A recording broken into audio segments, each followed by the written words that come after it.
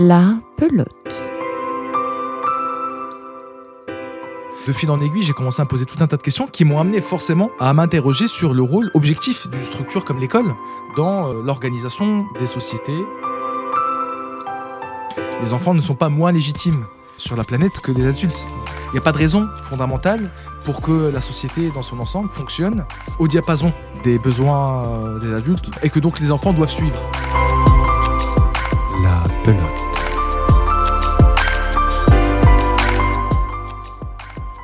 Si pratiquer l'écologie radicale, c'est prendre les choses à la racine, alors Yazid Arifi en est un exemple remarquable. Car quoi de plus structurant dans nos sociétés que l'école, par laquelle nous sommes quasiment toutes et tous passés.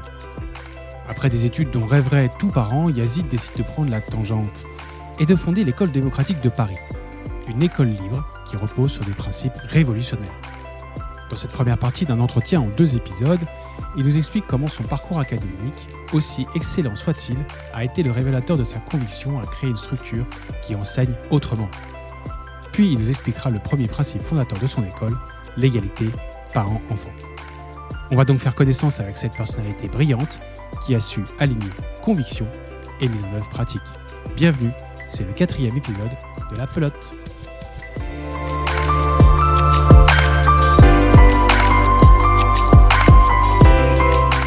Salut Yazid. Salut. J'espère que tu vas bien. Je vais te présenter un petit peu avant qu'on commence l'entretien. Donc, tu es directeur de l'École démocratique de Paris. Tu fais pas que ça, tu as 2 activités, notamment tu interviens sur le média Parole d'honneur régulièrement. Oui. Je vais tout de suite commencer de plein pied parce que c'est un parcours qui m'intéresse. J'aimerais savoir en fait ce qui t'a conduit à créer cet ovni éducatif qui est l'École démocratique de Paris. Alors même que, on se connaît un peu, tu avais un parcours plutôt académique classique. Quelle idée tu as eue en fait ? C'est une bonne question, parce qu'en fait, contrairement à un certain nombre de personnes qui s'engagent dans des projets comme ceux-là, en fait, moi, je sortais d'un parcours scolaire qui était plutôt un parcours de bon élève, plutôt du bon côté du manche. J'ai fait une première S, à l'époque on avait encore les filières. J'ai fait prépa, j'ai fait HEC, j'ai réussi à être admis après les concours. Et donc je m'engageais sur la voie de quelqu'un qui serait un cadre supérieur, futur dirigeant d'entreprise, etc. À la vérité, ce qui s'est passé, c'est que justement, c'est la découverte de ce qui nous attendait réellement, de ce qui m'attendait réellement après de bonnes études, en tant que bon élève. C'est ça qui m'a amené à me questionner et à essayer de prendre un peu de recul par rapport à l'institution scolaire, dont on nous dit qu'elle n'est pas suffisamment égalitaire. Ça, c'est un discours assez mainstream qu'on entend dès qu'on est au collège, que malheureusement c'est triste, mais tout le monde ne va pas s'en sortir. La fameuse égalité des chances. Voilà, exactement. Ça, c'est un discours qui est très mainstream, qu'on entend et qu'on intègre très vite, même en tant qu'élève. Mais en fait, ce que ça ne dit pas, c'est ce que deviennent les bons élèves, en fait. Et en l'occurrence, moi, ce que j'ai perçu était un peu aux antipodes de ce que j'imaginais. Parce que j'avais pas forcément d'idée précise de ce que j'irais faire sur le marché du travail après de bonnes études, mais j'avais quand même confusément cette idée qu'un bon élève qui a travaillé, qui est méritant, etc., d'une manière ou d'une autre, ferait des choses qui ont du sens pour lui et pour la société. Voilà, se rendrait utile, voilà, c'était un peu... J'ai évolué dans un paradigme où j'ai 2 parents fonctionnaires, alors marocains, mais fonctionnaires, voilà, qui ont été au service de l'État. Donc j'ai toujours eu le background mental et intellectuel dans lequel j'ai grandi, c'est quand même, mine de rien, celui un peu de l'intérêt général, tu vois. Il y avait quand même cette idée de vouloir quand même se rendre utile, faire des choses qui peuvent aider à ce que au moins une partie de la société aille mieux, etc. Répondre à des problèmes concrets, bref. Et en fait, c'est pas du tout ce qu'on découvre quand on arrive. Moi, je parle de mon parcours d'élève d'école de commerce, mais je pense que ça pourrait se dire d'un certain nombre d'autres parcours d'excellence. On débarque dans des environnements où on passe très vite de considérations académiques très abstraites, de la philo, les mathématiques, etc., ce qu'on fait en prépa, à des considérations professionnelles vraiment très pratico-pratiques. C'est-à-dire qu'en fait, en 2 mois, vous êtes passé de Spinoza, Leibniz, etc., à la macroéconomie, exactement, les 4P, la compta, sans qu'il y ait une explication de texte. C'est-à-dire qu'en fait, vous êtes censé vous intégrer là-dedans naturellement. Ce qui fonctionne bien pour une bonne partie des élèves d'une école comme HEC, qui sont en fait des dynasties d'élèves qui ont fait HEC, les parents, les grands-parents, etc. Mais par contre, ça ne va pas forcément de soi pour des gens qui arrivent là en étant plutôt issus d'environnements soit populaires, soit petits bourgeois, en plus étrangers comme moi. Ce qui se passe généralement, c'est que les gens finissent quand même par se faire emporter par le flot parce qu'il y a quand même des gratifications qui ne sont pas neutres. Voilà, c'est ça. Hein. C'est-à-dire qu'il y a un peu ce côté, on a travaillé dur en prépa, etc. Et ça coule de source, en fait, de se retrouver là et de faire des soirées, d'avoir des réseaux de relations, et puis éventuellement toper des bons jobs qui payent bien. Ouais, c'est ça. Et Exactement. il y a un truc, une sorte de courant, en fait, où Oui, on se laisse aller. Mais c'est pas toujours naturel. Il y a un courant dans lequel on se laisse aller d'autant mieux que, en fait, il y a rien qui est fait au niveau de l'école. Ça, c'est vraiment des choix, je pense, pédagogiques qui sont faits. Rien n'est fait pour contextualiser HEC dans un environnement qui est quand même ce qu'il est, quoi. Moi, en l'occurrence, j'arrive en école en 2009. C'est-à-dire que j'arrive à l'école 2 ans après que le capitalisme a manqué de mourir. Avec la crise des subprimes. En 2009, on arrive à peu près au moment des crises des dettes souveraines en Europe, la Grèce, l'Italie, la France, etc. Donc on voit quand même que c'est passablement le bazar. Pourtant, en fait, il n'est jamais question de ça. Nulle part. Voilà. En fait, comme tu le dis très bien, on arrive dans un environnement qui est fait d'un cocktail de cours extrêmement superficiel. Donc en fait, tu vois, on va faire du droit des sociétés pendant 24 heures, on va faire du droit européen pendant 28 heures, on va faire de la stratégie d'entreprise pendant 30 heures, et tout ça est sanctionné par des petits partiels à la fin. Évidemment, c'est juste pour aller gratter un petit peu la superficie. On rentre pas dans le détail des sujets. À côté de ça, tu le disais, il y a quand même l'omniprésence d'une espèce, tu vois, d'ambiance de fête alcoolisé, mi-toléré, mi-encouragé par l'administration. Si tu veux, tu as ce truc-là qui est quand même omniprésent, que j'associe également, tu vois, à l'omniprésence, par exemple, tu vois, des associations. Ouais. C'est un truc aussi que j'ai découvert en arrivant en école, c'est qu'il faut faire partie d'une association. C'est comment dire, un catalyseur important dans la dynamique grégaire d'une école de commerce. Tu vois, être dans une asso, participer aux cérémonies d'intronisation, etc. Et puis, évidemment, au milieu de tout ça, là, tu te retrouves avec des temps d'échange avec des anciens ou des gens qui viennent sur des forums pour te dire que la banque d'affaires, c'est formidable, que le marketing, c'est génial, que tu vas avoir 2 BlackBerry. À l'époque, il y avait encore le BlackBerry. C'est 2009-2010. Et que tu vas avoir des contributions importantes dans des dossiers qui sont dans les journaux, tu vois, dans des fusions, dans des acquisitions. Bon il n'en faut pas plus en général pour obtenir le consentement. D'ailleurs, toi, tu as commencé en parcours classique. Bien sûr, parce qu'en fait, rien n'est pensé pour que tu puisses sortir en fait, de cet entonnoir dans lequel tu t'es embarqué, effectivement. Donc oui, j'ai fait 6 mois à salle de marché, j'ai fait 6 mois de conseil au Maroc, dans un cabinet américain. Et après, j'ai fait... Alors, cette première rencontre avec le marché du travail a déjà été pour moi l'occasion d'un certain désenchantement. Okay.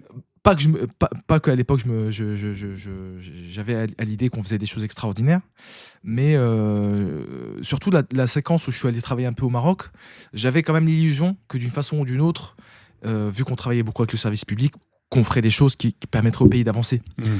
Très vite, on se rend compte que c'est pas de ça qu'il s'agit. Donc, on fait avancer des choses, mais pas celles qu'on pense. On fait avancer la facturation, les bonus. Et puis, on fait aussi avancer un certain agenda économique et même impérialiste. Okay. Parce que tu bosses quand même pour des Américains. Et même si c'est des entreprises, elles sont quand même là pour porter un discours néolibéral, tu vois, de saccage des ressources naturelles des pays non développés. Tout ça, on le connaît bien, quoi. Bon, désillusion pendant cette année-là, qui m'a amené aussi à me questionner. Vraiment, c'est cette année-là, 2011-2012, en parallèle de ce qui se passe dans le monde, tu sais, les révolutions arabes, etc., m'a amené, moi, à me poser plein de questions. Je n'étais pas du tout politisé, mais j'arrive dans un moment où je commence, tu vois, à m'intéresser à Karl Marx. Il y a l'élection présidentielle, d'ailleurs, en 2012. C'est la première fois que je m'intéresse un peu à ça. Il y a le phénomène Mélenchon, déjà à l'époque, qui commence un peu à surgir. Je le découvre à ce moment-là. Et puis voilà, je commence à lire Frédéric Lordon, etc. Et en fait, très vite, je commence un peu à me politiser d'une façon qui n'est pas forcément celle attendue de la part de quelqu'un qui est HEC. Tu vois. Donc en fait, moi, contrairement à l'immense majorité, je pense, des personnes qui fréquentent cette école, la greffe n'a pas pris. Donc j'ai pas adhéré, si tu veux, au cadre général dans lequel je sais, et puis le capitalisme entend nous mouvoir. Et donc de fil en aiguille, j'ai commencé à me poser tout un tas de questions qui m'ont amené forcément à m'interroger sur le rôle objectif d'une structure comme l'école dans l'organisation des sociétés au service notamment du capitalisme. Tu veux dire qu'en fait ton expérience chez HEC, ça a été le révélateur de ta réflexion future Oui. à fonder l'école démocratique. Absolument, 100%. Ok. C'est marrant d'ailleurs, parce que je pense que c'est pas forcément ce qui était attendu par les gens qui m'y ont Ouais. admis. Mais c'est clair qu'en fait, pour moi, ça a été un moment. Mhm.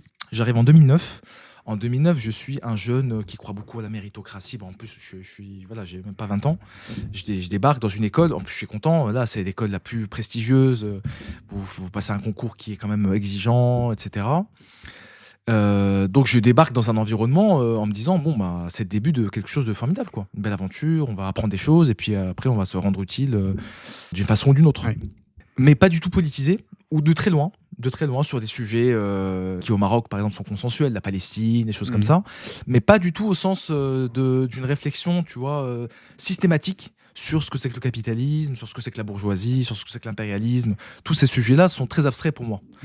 Et donc en fait c'est vraiment à l'école que je mets des mots et que je formalise des choses et que je vois des rapports de pouvoir, tu vois, se matérialiser devant moi, et un décalage entre ce qui se passe dans la société, dans les sociétés, et ce que on prépare les élèves à faire dans une école comme celle-là, qui d'ailleurs a formé tout un tas de personnes qui étaient à l'origine du bazar qu'on a vécu en 2007-2008 et qui ne s'est pas vraiment arrêté d'ailleurs. Ouais. Donc oui, en fait, c'est là que j'ai commencé à me dire qu'il y avait un vrai problème dans la manière dont l'éducation est pensée dans le monde moderne, pour le dire simplement. C'est-à-dire que vraiment, j'ai commencé à me dire qu'il n'était pas normal ni souhaitable qu'on continue à envoyer des cohortes entières d'enfants dans des endroits où ils vont, à leur corps défendant, être soumis à une forme, tu vois, de Mais alors, tu de vois, compétition, entre ce etc. constat, c'est-à-dire l'école, je le dis rapidement, hein, l'école nous formate à faire des trucs fondamentalement, enfin en tout cas toi, tu n'avais pas envie de faire. Entre ce constat-là et le fait qu'en fait, l'éducation, c'est comme toute autre chose dans la société, c'est-à-dire ce sont des décisions politiques. Entre ce constat-là et le fait d'atterrir sur l'école démocratique, il y a quand même un cheminement, il y a Bien quand même sûr. quelque chose à faire, Oui. ne serait-ce qu'en termes de solutions opérationnelles, quoi, ou en tout cas de pistes opérationnelles. Ouais, c'est clair. Alors moi, ça n'a pas tout de suite commencé par l'école démocratique parce que je connaissais pas du tout, en fait, si tu veux, l'étendue des opportunités et de l'offre éducative qui pouvait exister à l'échelle du monde. Pour moi, l'école, c'est celle où on a été tous là, l'école publique. Et je savais qu'il y avait des écoles privées, mais pour moi, les écoles privées, c'est juste des endroits où on fait la même chose qu'à l'école publique, mais il faut payer. C'était ça, pour moi, l'horizon éducatif, c'était celui-là. D'ailleurs, c'était pour moi comment dire, le terminus de la trajectoire civilisationnelle. On a appris les trucs. On va à y l'école, il faut que tout le monde aille à l'école. Enfin voilà, c'était vraiment pour moi, il n'y avait pas de discussion là-dessus, ça allait de soi.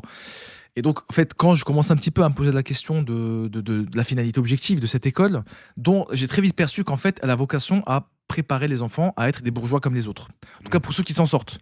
Et ceux qui s'en sortent pas, eh bien, en fait, ils vont trouver ça normal de galérer derrière. C'est un discours qui est quand même très présent.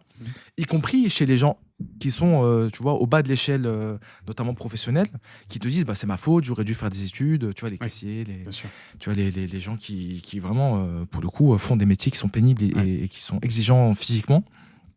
Ils ont intégré cette idée qu'il fallait faire mieux à l'école, quoi. Tu vois. Donc cette structure, elle fait remarquablement bien son boulot de légitimation, tu vois, de reproduction permanente. L'ignoble remarque, t'avais qu'à travailler à l'école.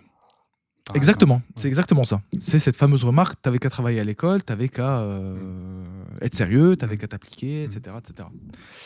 Comme si, d'ailleurs, c'est une remarque qui est très hypocrite, parce que la vérité, on sait très bien que c'est pas du tout une institution dans laquelle on peut tous être les premiers de la classe. C'est pas fait pour ça, tu vois. Donc par définition, il y aura d'une manière ou d'une autre une mécanique, tu vois, de sélection qui va faire que certains iront vers des filières d'excellence et ensuite donc vers des métiers d'excellence, et d'autres seront condamnés à des professions subalternes. Puisque l'école n'est jamais sortie réellement de son rôle d'antichambre du monde du travail. Voire elle est en train d'y retourner avec grand enthousiasme. On en reparlera tout à l'heure. Il n'y a qu'à se rappeler les propos d'Elisabeth Borne, ministre de l'Éducation pendant quelques semaines, là, qui avait dit que c'était bien quand même que les enfants se préparent dès la maternelle, c'est ça, voilà, à leur orientation. Ça a dit aussi un petit peu la réalité de ce que l'école n'a jamais cessé d'être, quoi, tu vois. Donc oui, tu as raison. Moi, j'ai pas tout de suite été me dire je vais créer une école. Encore moins une école démocratique, je ne savais pas ce que c'était. Mais j'ai été m'enseigner, j'ai été lire, tu vois, les classiques, tu vois, les Illich, les gens comme ça. Et en fait, c'est à la faveur d'une rencontre fortuite avec Ramin Farangui, qui est le fondateur de l'école dynamique. Je découvre que donc Ramin, qui est une personne qui sociologiquement est quand même proche de moi, tu vois, d'origine étrangère lui aussi, a fait une grande école. Alors lui, en l'occurrence, c'était un ingénieur, il avait fait Centrale. Et a fait du conseil chez BCG, qui est un des cabinets les plus prestigieux du monde. Et que ce garçon-là, en fait, a pris la tangente, un peu comme moi, ce que je me prêtais à faire, et il avait décidé, dans un premier temps, de devenir professeur classique, dans un établissement classique, à Madrid, de mémoire.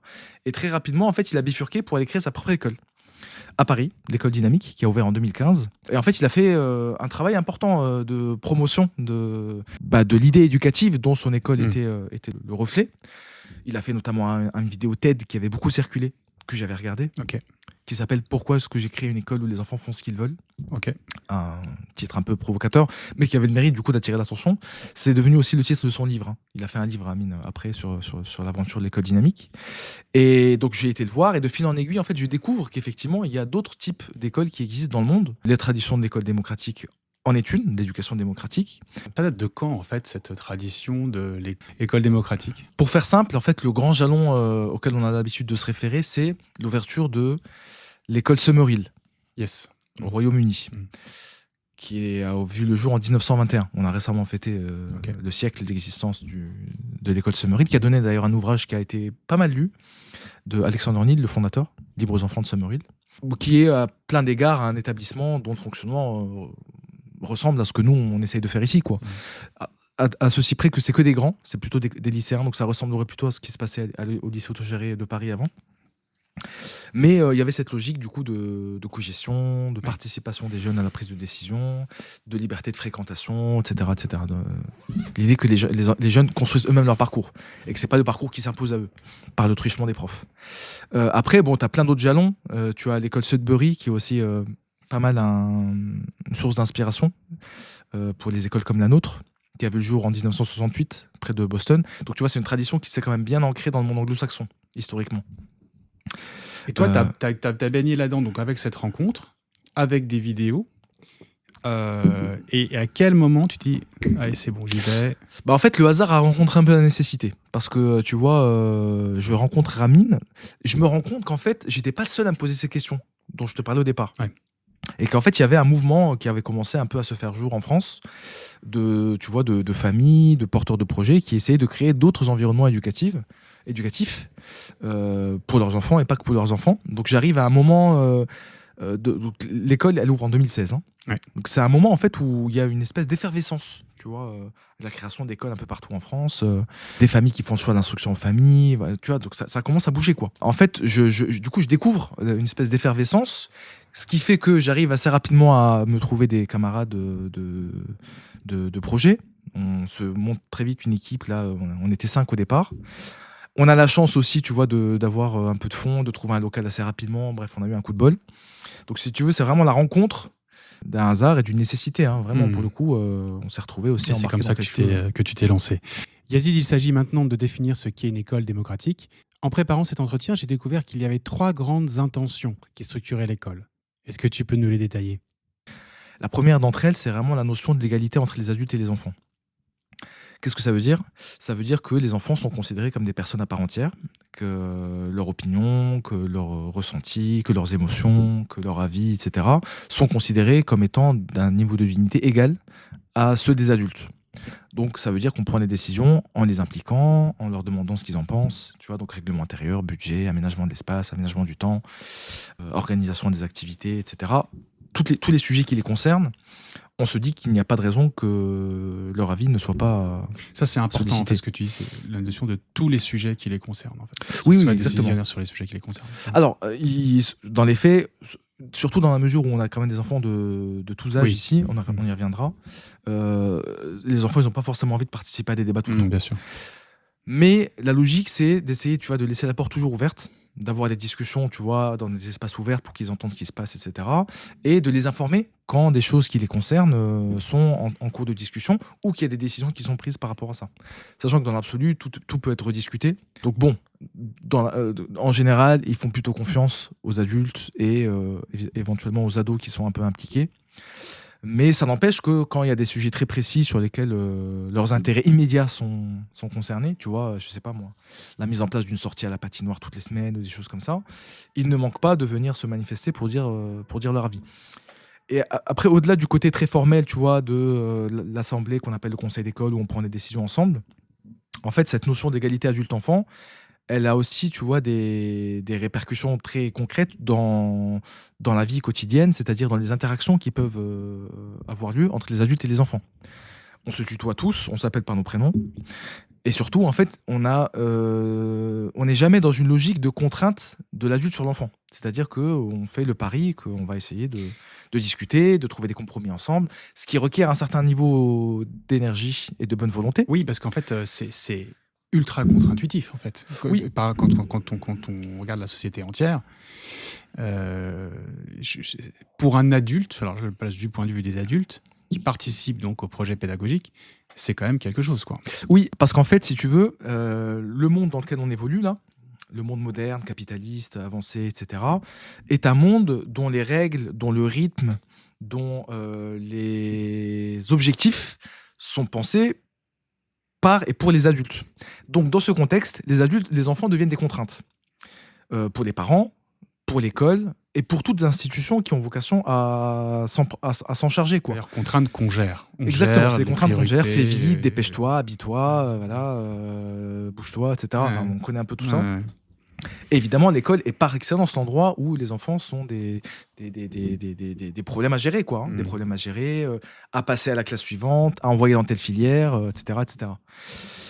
Donc, effectivement, ce que nous, on fait ici participe d'un espèce de renversement. En tout cas, prétend participer d'un renversement, tu vois, de ce paradigme, en se disant, en fait, que les enfants ne sont pas moins légitimes sur la planète que les adultes, tu vois. Il n'y a pas de raison fondamentale pour que la société dans son ensemble fonctionne au diapason des besoins des adultes et que donc les enfants doivent suivre. Tu vois, il n'y a pas de raison que ça fonctionne de cette manière-là. Donc ça implique, tu vois, de transformer son rapport à plein de choses, en particulier au temps. Ça veut dire qu'effectivement, une discussion avec un enfant, elle peut être plus longue que ce qu'elle elle va être dans un établissement classique où c'est comme ça et pas autrement, tu vois. Ça veut dire que on essaye d'organiser le temps de manière à ce qu'eux puissent faire aussi des choses dans lesquelles ils trouvent du sens, avec nous qui mettons plutôt un peu en retrait, tu vois. Donc on est dans une espèce de compromis permanent. Donc cette notion d'égalité, en fait, ce qui est intéressant dans ce que tu dis, c'est qu'elle nécessite évidemment un autre rapport à l'autre, mais un autre rapport au temps. Absolument. Oui, le temps, j'y ai pensé en premier au temps parce que la modernité, c'est un rapport au temps qui est chamboulé, tu vois. Et donc, et pour le coup, à l'école, c'est évident, quoi. Tu vois, tout est cadré, planifié, tout est rythmé. bien sûr. Tu vois, les heures de cours, les temps de pause, les moments où on va aux toilettes, les moments où on va manger, les moments où on fait des maths, de l'anglais, du français, les temps qui sont réservés à des activités non scolaires. Tu vois, tout est cadré à la seconde près. Et évidemment, rien n'est fait en sollicitant la vie des enfants, si peu que ce soit. Ça correspond, enfin, si tu veux, c'est une façon de faire entrer des enfants dans un logiciel avec des attentes d'adultes. Et en fait, charge aux enfants de rentrer dans ce truc-là ou pas. Tu vois. Mais à aucun moment, il n'est question de penser un cadre dans lequel il serait possible que les enfants eux-mêmes décident que, tu vois, sur tel temps, ils feront telle chose. Et puis, en fait, ce temps-là, il va être plus long que ce qu'on avait prévu parce qu'eux, ils veulent faire ça autrement. Ou qu'au final, ce qu'on avait prévu de faire, on ne le fera pas. Parce que l'enfant, il s'est réveillé, il n'était pas bien, tu vois, il a mal au crâne, bref. La latitude pour que l'enfant puisse, tu vois, agir et se sentir acteur de son quotidien est nulle, en fait. Et ça pose question, surtout dans un pays comme la France, où l'école, elle est quand même beaucoup promue comme un lieu de construction de l'identité citoyenne, individuelle et collective, tu vois. On n'arrête pas avec ça, de nous rabâcher, tu vois, la République, etc. Alors qu'en fait, dans les faits, il est quand même assez peu question, tu vois, de république, de démocratie, de débat à l'école. Dans la pratique, en fait. Dans la pratique, ça n'existe pas, en fait. Ou si peu. Dans la pratique, on se soumet, en fait, tu vois, à un cadre qui est ne serait-ce que la démocratie, rigide. en fait, la pratique démocratique. Ouais. Elle n'existe pas, ou très peu. Enfin, tu vois, ça peut évidemment, je dis pas, ça peut arriver de temps en temps, de manière tout à fait ornementale, que les enfants soient sollicités. Mais pas dans la pratique quotidienne, en fait. Et pas sur les aspects centraux, tu vois, de ce qui va rythmer leur vie, de ce qui va définir leur destin, au moins, tu vois, à moyen terme. tout ça se définit ailleurs. Alors ça, c'est le premier principe, donc celui de l'égalité. Deuxième principe. Le deuxième, il découle un peu du premier. Parce que vraiment, tu vois, le premier principe, c'est un peu notre profession de foi. Cette idée de l'égalité adulte-enfant, elle va instituer quelque chose qui est quand même très différent de ce qu'on voit dans une école, même privée, même alternative. Parce que même dans une école, tu vois, je sais pas, Montessori ou Steiner ou des écoles comme ça, qui peuvent être très bien au demeurant, hein, mais il n'y a pas du tout cette idée qu'on va débattre avec les enfants, qu'on va discuter, Ouais. que les enfants sont des acteurs politiques de la cité, quoi. Tu vois, il n'y a pas du tout ce truc-là. C'est les adultes qui aménagent l'espace, qui décident globalement comment est-ce que les activités s'organisent, avec un degré de souplesse qui n'est évidemment pas celui d'une école classique. Mais en dernier ressort, c'est quand même l'adulte qui a vocation à Prendre la décision. prendre la décision. Nous, on a quand même un rapport à tout ça qui est plus tempéré.